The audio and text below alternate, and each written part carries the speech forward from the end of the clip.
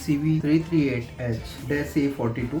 इसका फॉल्ट देख लेते हैं। यहाँ आप देख सकते हैं इंडिकेटर लाइट बहुत ही डिम जल रही है। इसमें रिमोट से भी कोई फंक्शन नहीं हो रहा है, ना ही की से कोई फंक्शन हो रहा है। इंडिकेटर लाइट स्टैंड बाई से आगे नहीं जा रही है, और मैं तो कहूँगा ये स्टैंड बाई में भी नहीं है, बिकॉज इंडिकेटर लाइट ग्लो करनी चाहिए थी। इसकी इंटेंसिटी बहुत कम है, स्टैंड बाई में टीवी आया नहीं है। चेक कर लेते हैं इसमें किस तरह से इस बोर्ड की रिकवरी होगी। पहले हम कोल्ड टेस्ट रीडिंग लेंगे। मीटर को मैंने डायोड की रेंज में रखा हुआ है, रेड प्रोब को मैंने ग्राउंड पे रखा हुआ है। डायोड की रेंज है, आप देख सकते हैं यहाँ पर, और सभी वोल्टेज आउटपुट उनके अक्रॉस में रीडिंग लेनी है। ये 0.372 की रीडिंग दे रहा है कॉइल नंबर L11। 3.3 वोल्ट का रेगुलेटर है U13 लोकेशन नंबर पे। 0.404 ये रेगुलेटर 0.301 की रीडिंग दे रहा है। ये रेगुलेटर का जो आउटपुट है 0.27 की रीडिंग दे रहा है। ये 1 वोल्ट का रेगुलेटर है, वो दे रहा है 0.15। एक और रेगुलेटर यहाँ पर है, उसकी रीडिंग है 0.272। eMMC की क्लॉक कनेक्ट हो रही है प्रोसेसर के साथ, उसकी रीडिंग है 0.425। डेटा 7 यहाँ पर 0.4 की रीडिंग दे रहा है। Data 6 0.374, data 5 0.375, data 4 0.375, data 3 0.37, data 0.4, data 1.4, data 2.4, data 3.37। ये हमने ली रीडिंग, और कुछ रीडिंग हमें बैक साइड में लेनी है, तो मैं बोर्ड की बैक साइड पे आ जाता हूँ। अभी मैं चेक कर रहा हूँ CMD, जो कि इस पॉइंट पे आता है eMMC की। यहाँ पर 0.46 की रीडिंग दे रहा है। 1.8 वोल्ट जो eMMC में जाता है, यहाँ पर 0.44 की रीडिंग दे रहा है। सभी जो रीडिंग हमें जो डायोड टेस्ट में मिली है ओके है। अब हम सभी वोल्टेजेस चेक कर लेंगे पहले। अब हम वोल्टेज DC में रखेंगे रेंज को। L11 कॉइल, उस पर अभी हम रीडिंग ले रहे हैं। 5 वोल्ट की ये स्टैंड बाई सप्लाई है जो L11 से आउट होगा। 3.3 वोल्ट स्टैंड बाई, ये 1 वोल्ट ओके बता रहा है L12 पर। L7 पे 1.5 वोल्ट ओके बता रहा है। L8 बक कॉइल है, उस पे 3.3 वोल्ट eMMC के बता रहे हैं, और यहाँ पर 1.1 वोल्ट कॉइल नंबर L6 पे ओके बता रहा है। 1.8 वोल्ट ओके बता रहा है। तो सभी वोल्टेजेस ओके हैं। अभी हम पैनल पे जो 12 वोल्ट जाते हैं वो चेक कर रहे हैं। अभी ये मॉसफेट है, यहाँ पर इसकी ड्रेन पर 12 वोल्ट आने चाहिए, जो कि नहीं आ रहे। 12 वोल्ट इनपुट ओके है, लेकिन आउटपुट जो पैनल में जाना चाहिए, यहाँ कोई वोल्टेज नज़र नहीं आ रहा है। क्लियर हो गया है कि यहाँ पर फॉल्ट या तो प्रोसेसर और eMMC IC के बीच में है। हमने अभी eMMC IC की प्रोग्रामिंग की है, उसके बाद फॉल्ट क्या है। इंडिकेटर लाइट की पोजीशन अभी भी लाइट रेड है, ये डिम जल रही है, और पावर से कोई इफेक्ट नहीं आ रही है, आप देख सकते हैं, और ना ही की का फंक्शन काम नहीं कर रहा है अभी भी। तो अब क्लियर हो जाता है, क्योंकि वोल्टेज हम चेक कर चुके हैं, eMMC IC की प्रोग्रामिंग हम कर चुके हैं। अब बचता है प्रोसेसर। अब हम प्रोसेसर को रिप्लेस करके देखेंगे। मेरे पास दूसरा बोर्ड है जिसमें से मैं प्रोसेसर निकाल के यहाँ लगाऊंगा। ये मेरे पास स्क्रैप बोर्ड है जो कि डेड है, और यहाँ पर प्रोसेसर हो सकता है कि ओके हो, तो मैं इस बोर्ड की प्रोसेसर निकाल कर इस बोर्ड में लगाऊंगा। यहाँ पर आप देख सकते हैं दोनों की जो नंबर हैं वो सेम है, CV338H-A42, और इसका भी जो नंबर है वो सेम है, आप देख सकते हैं CV338H-A42। यहाँ पे जो प्रोसेसर लगी हुई है एक बड़ी है, और ये जो मेरे ओरिजिनल बोर्ड में है वो छोटी है, यहाँ आप देख सकते हैं। तो मैं ये प्रोसेसर रिप्लेस करूँगा। यहाँ आप देख सकते हैं कि ये जो छोटी प्रोसेसर के लिए भी जगह दे रखी है, और ये बड़ी प्रोसेसर के लिए एक चौरस लाइन दोहरी हुई है, इससे भी बड़ी एक लगती है। जो बॉल्स होंगे वो सेम होंगे, मैं आपको निकाल के बताऊंगा कि ये जो IC उसके बॉल सेम है या नहीं है, ठीक है। तो हम पहले IC को निकालेंगे, दोनों IC को। अब मैं प्रोसेसर इसमें से निकाल रहा हूँ जो बोर्ड हमें रिपेयर करना है।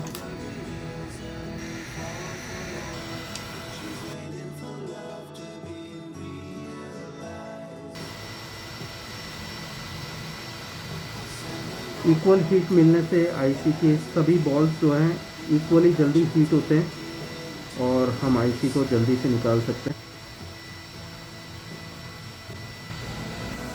यहाँ आप देख सकते हैं आईसी हमने निकाल दी है। ये वो आईसी है जो ख़राब है, मैं इसे साइड में रख देता हूँ।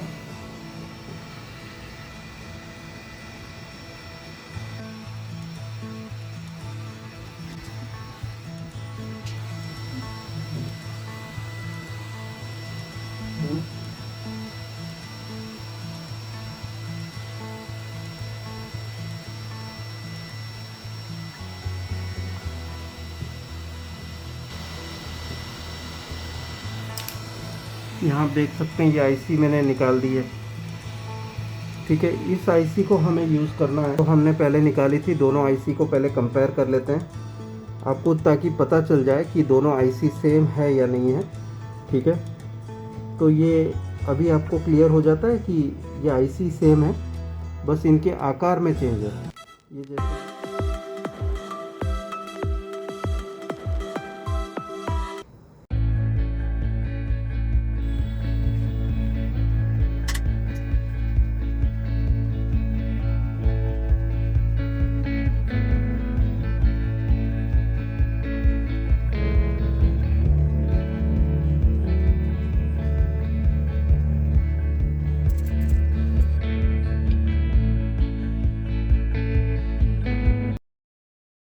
पेंसिल का जो यूज़ कर रहा हूँ वो 0.45 mm की है।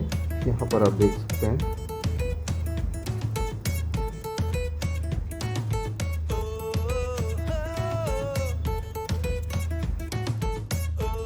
कोई भी ट्रेनिंग में आपको ये सब कुछ सिखाया नहीं जाता दोस्तों, तो पैसे बर्बाद करने की बजाय आप अहमदाबाद में आके ट्रेनिंग ले सकते हैं।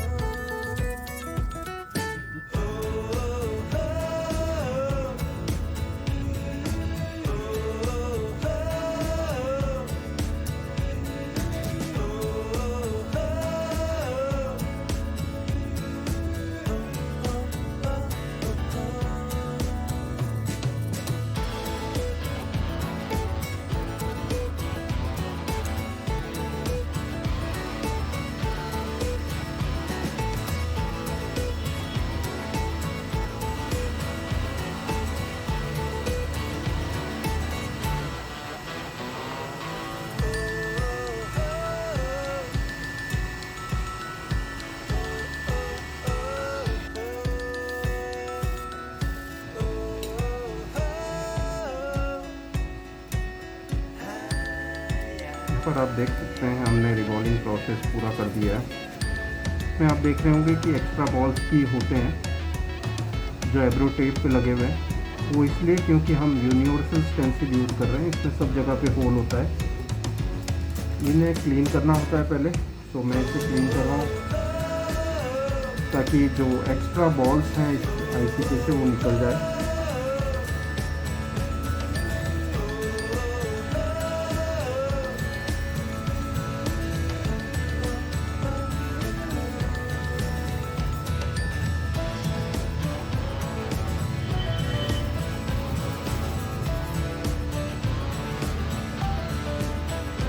तो यहाँ आप देख सकते हैं बॉल्स तैयार हो चुके हैं आईसी के ऊपर। अब इसका जो लास्ट प्रोसेस होता है बॉल्स को प्रॉपर साइज में लाना, वो मैं करने जा रहा हूँ अभी।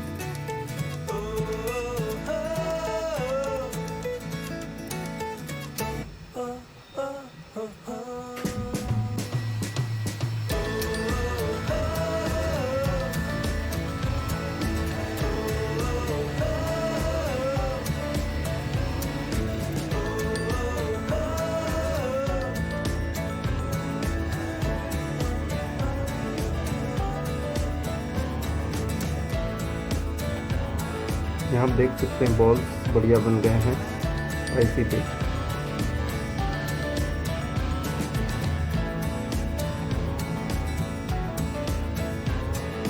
और फाइनल प्रोसेस हमारा ये आईसी का बोर्ड पे जो फिट करने का है वो आ गया है।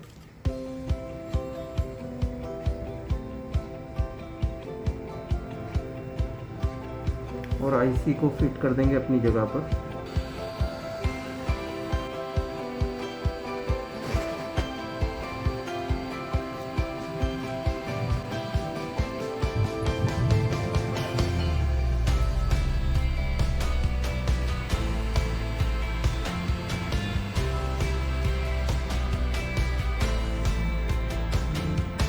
देख सकते हैं जो आईसी है वो हमने प्रॉपर जगह पे लगा दी है और डॉट मार्क यहाँ एरो के ऊपर दिख रहा है। और जो आईसी अभी हमने निकाली थी इसमें से वो ये है, जो छोटी है आईसी इससे देखने में, लेकिन जो इस पे नंबर है वो दोनों सेम है और बॉल्स उनके सेम है। MSD 338ST-003B और ये भी 003B है।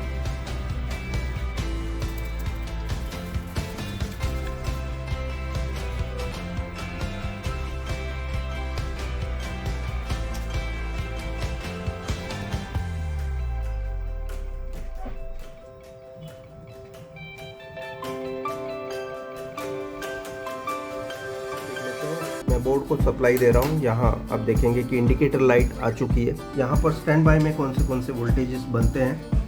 12 वोल्ट की ज़रूरत पड़ेगी। यहाँ आप देख सकते हैं 12 वोल्ट ये रेक्टिफायर बना रहा है SMPS से।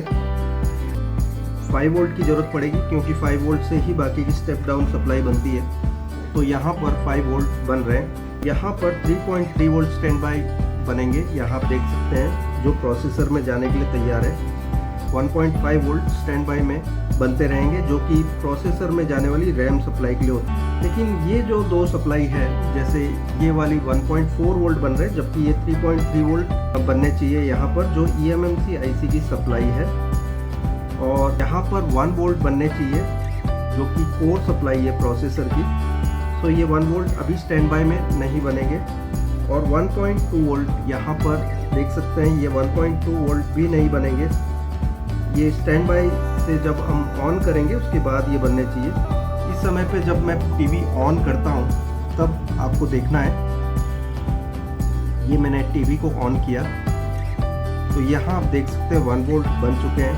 और ये जो 3.3 वोल्ट eMMC वाले थे वो भी बन चुके हैं। 1.1 वोल्ट वो भी बन चुके हैं। ये 1.2 वोल्ट है। सो ये सभी सप्लाई बन गई है। इसके अलावा जो चालू रहने वाली सप्लाई हमेशा जो है वो 1.5 वोल्ट, 5 वोल्ट और 3.3 वोल्ट स्टैंड बाय, ये ऑल द टाइम चालू रहेगी। और जो सप्लाई स्टैंड बाय के बाद ऑन होगी वो है ये 1 वोल्ट जो अब आ चुकी है। 3.3 वोल्ट eMMC के लिए सप्लाई है जो ऑन होने के बाद आएगी।